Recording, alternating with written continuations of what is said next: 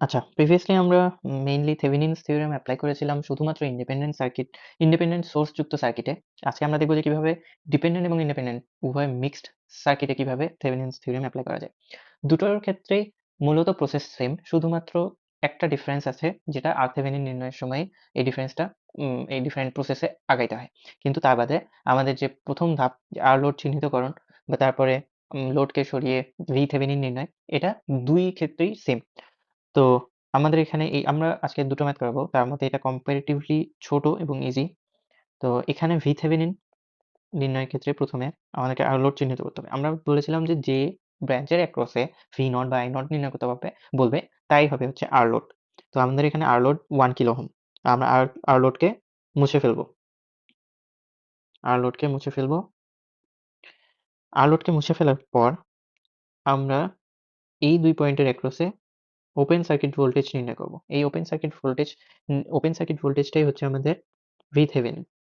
এখন open circuit আমরা এই VThevenin নির্ণয় করার সময় আ উম সাধারণত মেশ কিংবা নোডাল উভয় ধরনের এনালাইসিসই ইউজ করা যায় বা যেকোনো ধরনের এনালাইসিস করেই VOC এর মান নির্ণয় করা যায়। কিন্তু আমরা আ ম্যাথের সুবিধার্থে সবসময় নোডাল এনালাইসিস ইউজ করব। তো আমরা এখানে নোডাল এনালাইসিস ইউজ করার জন্য ১ম এ সবগুলোকে ডিফাইন করে নিই, সব নোডগুলোকে। আর এই পয়েন্টটা হবে গ্রাউন্ড। দেন আমরা ৩ টা ইকুয়েশন এখান থেকে আসবে অ্যাজ V1 এবং V2 এখানে সুপার নোড অবস্থায় আছে। V1, V2 আর সুপার নোড। আচ্ছা, আমাদের আ V1 বের হয়ে গেছে। আ আমাদের ৩ টা ইকুয়েশন থেকে আমাদের ক্যালকুলেশন শেষে V1 equals to 32/3 ভোল্ট আসছে। এই V1 equals to VOC, R VOC equals to আমাদের VThevenin, অর্থাৎ আমাদের VThevenin আমরা পেয়ে গেছি। তো এই হচ্ছে VThevenin, আমাদের প্রথম পার্ট ডান। দেন আমাদের নির্ণয় করতে হবে RThevenin। সেকেন্ড পার্টটা একটু ভিন্ন কিন্তু ইজি। সেকেন্ড পার্টের জন্য আমাদেরকে সার্কিট ড্র করতে হবে। আমাদের যে সার্কিটে যে ডিপেন্ডেন্ট সোর্স, এই ডিপেন্ডেন্ট সোর্সেস এর ভ্যালু ইন্ডিপেন্ডেন্ট সোর্সেস এর কারণে কোনো একটা এলিমেন্টের মধ্য দিয়ে প্রবাহিত কারেন্টের উপর নির্ভরশীল। এই সার্কিটের ক্ষেত্রে আরকি। তো এই সার্কিটের ক্ষেত্রে এদের দুজনের জন্য যে কারেন্ট এই এলিমেন্ট এই 1 কিলো ওহমের অ্যাক্রস এ প্রবাহিত হচ্ছে যে কারেন্ট, তার উপর সে নির্ভরশীল। এখন আমাদের RThevenin নির্ণয় করার সময় যখন আমরা RThevenin নির্ণয় করব, তখন আমরা যখন এই পুরো আ সার্কিটের যে ইন্ডিপেন্ডেন্ট সোর্সেস কে রিমুভ করব, শর্ট করব, তখন এই যে ডিপেন্ডেন্ট সোর্স, তার মধ্যে দিয়ে তার কি কোনো ভ্যালু থাকবে? তার মধ্যে দিয়ে কি কোনো কারেন্ট প্রবাহিত হবে? তার মধ্যে দিয়ে কোনো কারেন্ট প্রবাহিত হবে না। তো এই যে আমাদের যে RThevenin সেটা আমরা নির্ণয় করতে পারব না। কেন নির্ণয় করতে পারব না?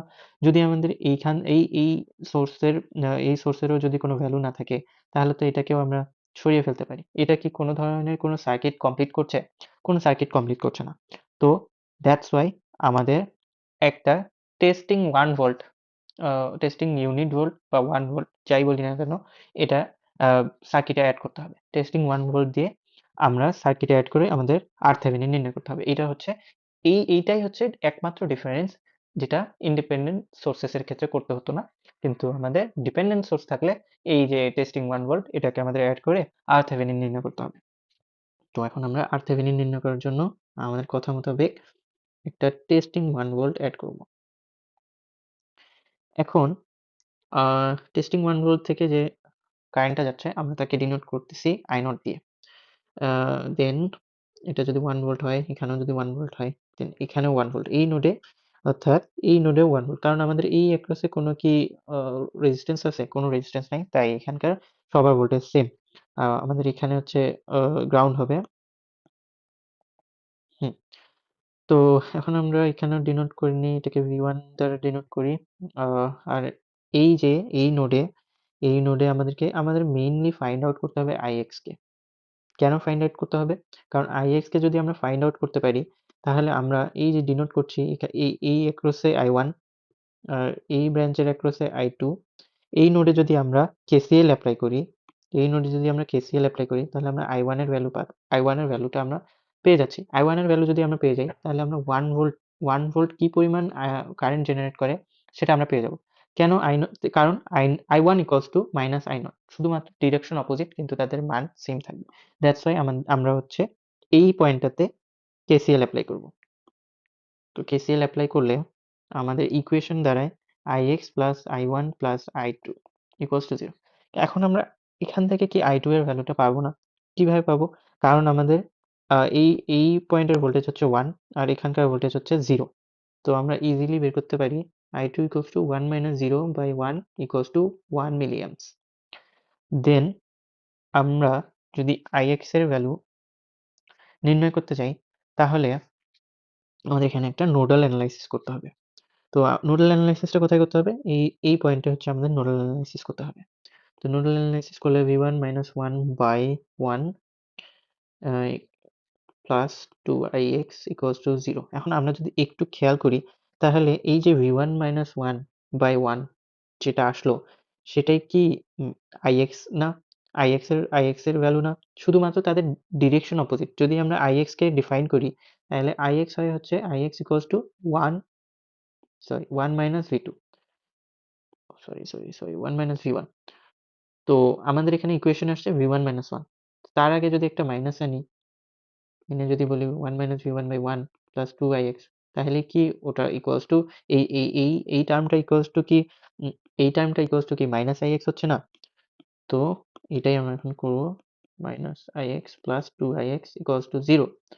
দেন ix ইকুয়ালস টু 0, অতএব ix ইকুয়ালস টু 0। সো আমাদের I1 তাহলে কি হবে? I1 আমরা এই ইকুয়েশন থেকে ডিরেক্ট পাচ্ছি হচ্ছে I1 equals to minus 1 milliamps। অতএব I0 কি হবে? I0 equals to minus I1 না? I0 equals to 1 milliamps। তো আমাদের এখানে I0 এর ভ্যালু আমরা পেয়ে গেলাম। তো I0 এর যদি ভ্যালু পেয়ে যাই তাহলে আমরা আমরা কি আচ্ছা আমরা এই ভোল্টেজ সোর্সের কারণে যে কারেন্টটা প্রডিউস হচ্ছে সেটা পেয়ে গেছি। কারণ এই ভোল্টেজ সোর্সটা এই 2 পয়েন্টের অ্যাক্রসেই কানেক্টেড। তো আমাদের টোটাল কারেন্ট জানা, টোটাল ভোল্টেজ সোর্সের টোটাল সোর্স ভোল্টেজ জানা। তো আমরা কি এটার জন্য যে রোধ তার অ্যাক্রসে যে রেজিস্ট্যান্স সেটা কি বের করতে পারবো না?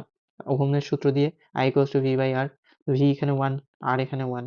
অতএব এখানে সরি R তো আমাদের বের করতে হবে। আর I এখানে 1, অতএব R equals to 1 ohm। So this is RThevenin, this is RThevenin, RThevenin equals to 1। আচ্ছা এখন ম্যাথ ইজি, যেহেতু আমাদের VThevenin RThevenin দুটোই বের হয়ে গেছে, আমরা এখন একটা সিরিজ সার্কিট গঠন করব যেখানে RThevenin এর সাথে লোড সিরিজে যুক্ত থাকবে। তো এখানে আমাদের VThevenin আসলো 32/3 1 1 kilo ohm kilo ohm. Now I equals to 32/3 by 2 equals to 32/6, 16/3 milliamps। অতএব V across 1 কিলো ওহম, আমাদের যেহেতু 1 কিলো ওহমের অ্যাক্রসে V0 বের করতে বলছে, তো এটা হবে না, এটা হবে plus minus V0। So V0 equals to I into R। I is equals to 16/3 into 1, so 16/3 volt। So this is our answer। এইভাবে মেইনলি সলভ করতে হয় ডিপেন্ডেন্ট সোর্সেস থাকলে। তো এখানে আমি তবু সামারি লিখে দিচ্ছি যে steps to follow.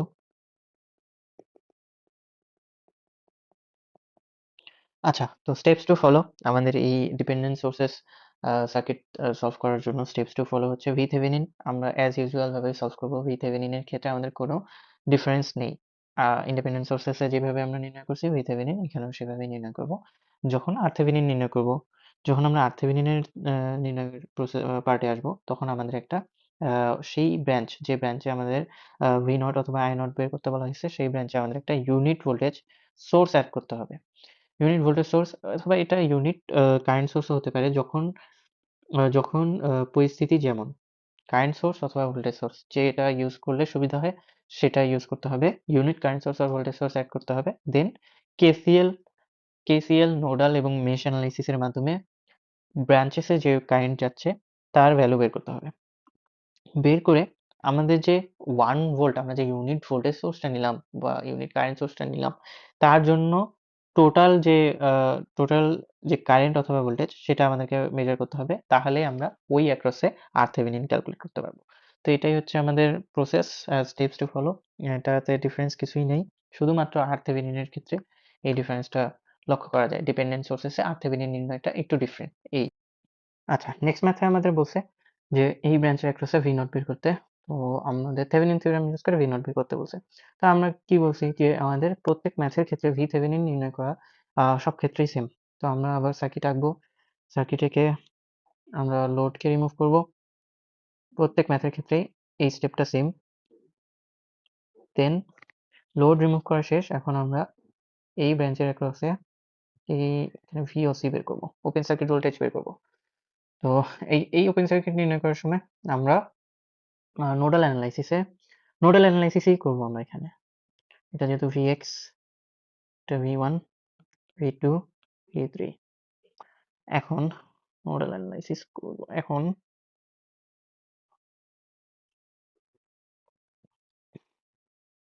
Nodal analysis শেষে তিনটা ইকুয়েশন সলভ শেষে আমাদের Vx আসছে 38/3 ভোল্ট। তো Vx সমান সমান হচ্ছে VOC। এই এখানে সার্কিটে আমরা যদি লক্ষ্য করি, তাহলে এটা যদি VOC হয়, তাহলে VOC এই বরাবর কিন্তু কোনো কারেন্ট যাচ্ছে না, তাই VOC ইকুয়ালস টু Vx। এখন আমরা লিখতে পারি যে VOC ইকুয়ালস টু 38/3 ভোল্ট। এখন VOC ইকুয়ালস টু VThevenin, তাই VThevenin ইকুয়ালস টু 38/3 ভোল্ট। আমাদের ফার্স্ট পার্ট ডান। এখন আমাদের নেক্সট পার্টে বের করতে হবে RThevenin।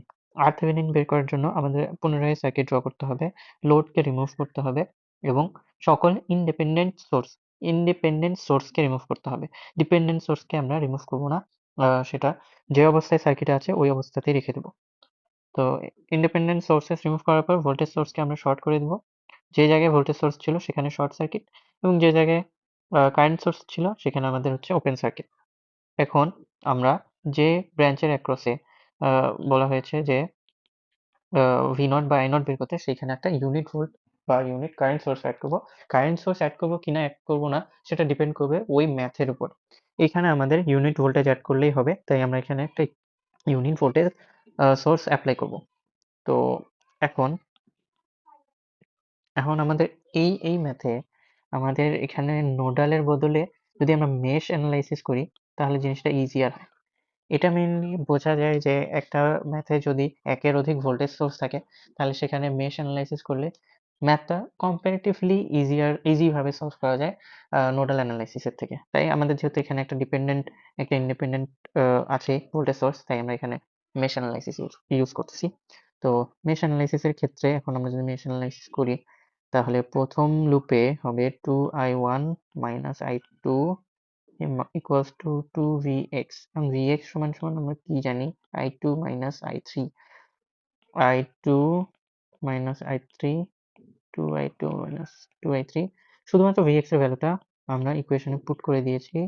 এখন একটু ক্যালকুলেশন করলে আমাদের প্রথম যে ইকুয়েশন, সেই ইকুয়েশনটা বিল্ড হয়ে গেল। এটা ইকুয়েশন নাম্বার 1।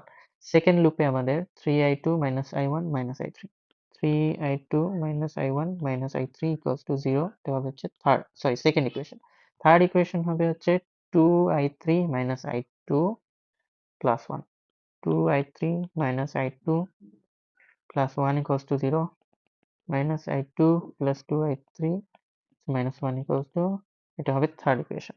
এই তিনটা ইকুয়েশন যদি আমরা সলভ করি, আমাদের i1 আসছে 1/2, i2 আসছে 0, i3 আসছে মাইনাস হাফ। এখন এই যে i3, এই i3টা আমরা কি পেলাম, মাইনাস হাফ। তো i3 কিন্তু আমরা যখন এখানে একটা ভোল্টেজ সোর্স অ্যাড করছি, তার প্যাসিভ সাইন কনভেনশন অনুসারে তার কারেন্টের ডিরেকশন হবে এই বরাবর। একটু যদি দেখাই দিই, এই বরাবর হবে তার কারেন্টের ডিরেকশন, কিন্তু আমাদের ধরে নেওয়া কারেন্টের ডিরেকশন হচ্ছে i3। তাই এই যে কারেন্টটা, এই কারেন্টের উত্তর আসছে নেগেটিভে। তাই আমরা এখন আই নট ইকুয়ালস টু, তাহলে যদি নেগেটিভ আসে, তাহলে প্রকৃত অর্থে কারেন্টের মান হবে হাফ মিলিঅ্যাম্পস। এখন আমরা কি জানি, I equals to V by R, আমরা V জানি 1 ভোল্ট, R জানলাম 1/2 মিলিঅ্যাম্পস। তাহলে আমাদের না, R তো জানি না, R হচ্ছে আমাদের আননোন। আমরা I জানলাম 1/2 মিলিঅ্যাম্পস। অতএব R equals to 2 kilo ohm, এটা আমাদের RThevenin 2 কিলো ওহম। ব্যাস এখন আমাদের শুধু বলা হয়েছে যে V0 বের করতে এর across কিন্তু এখানে কোনো ধরনের রোধের মান দেওয়া নেই। তো আমরা যদি ফুল সার্কিটটাই খেয়াল করি সবগুলোতেই ইউনিট হচ্ছে রেজিস্ট্যান্স দেওয়া। তো এই রেজিস্ট্যান্সটাও ঠিক ইউনিট রেজিস্ট্যান্সই হবে অর্থাৎ যার ভ্যালু হবে 1। এখন আমরা সার্কিট কনস্ট্রাক্ট করব সিরিজ সার্কিট। এখানে হবে 38/3, এখানে হবে 2, এখানে হবে 1, সার্কিট ক্লোজ করে দিব। এখন আমাদের এর অ্যাক্রসে যেহেতু এই যে এর অ্যাক্রসে হচ্ছে V0 বের করতে বলা হয়েছে, তাহলে আমরা এখন I equals to 38/3 38/9 milliamps, অতএব V0 equals to 1, V0 equals to IR, I equals to 38/9, R হচ্ছে 1, 38/9 volt. Okay, this is the answer. তো এই হচ্ছে সলভিং প্রসেস। যে কোনো ইন্ডিপেন্ডেন্ট এবং ডিপেন্ডেন্ট সোর্স মিক্স থাকলে এইভাবে আমাদের সলভ করতে হবে। দুটো ম্যাথ সলভ করে দেওয়া হয়েছে। তো এই হচ্ছে সলভিং প্রসেস এই ধরনের ম্যাথের ক্ষেত্রে।